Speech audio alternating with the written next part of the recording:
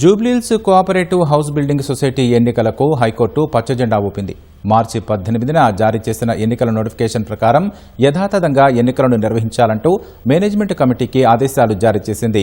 తీర్పు ప్రతి అందిన 8 వారాల్లో ఎన్నికల ప్రక్రియను పూర్తి చేయాలని ఆదేశించింది. గతంలో ఎన్నికల ప్రక్రియ ఆగిన దశ నుంచి కొనసాగించాలని స్పష్టం చేసింది. ఓటర్ల జాబితాపై అభ్యంతరాల నేపథ్యంలో ఎన్నికల నోటిఫికేషన్ అమలును నిలిపివేస్తూ సింగిల్ జడ్జి ఇచ్చిన ఉత్తర్వులను కొట్టివేసింది.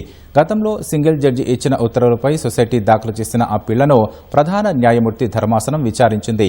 ఎన్నికల నిర్వహణలో భాగంగా 2024లో సభ్యత్వం పొందిన 270 మందికి ప్రత్యేకంగా ఓటింగ్ చేపట్టాలని, ఆ పోలింగ్కు సంబంధించిన బ్యాలెట్ బాక్సులను భద్రపరచాలని ఆదేశించింది.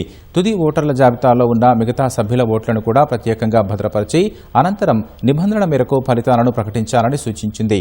ఫలితాల ప్రకటన తర్వాత ఎవరికైనా అభ్యంతరాలుంటే ఎన్నికల పిటిషన్ ద్వారా పరిష్కారం కోరవచ్చని తెలిపింది.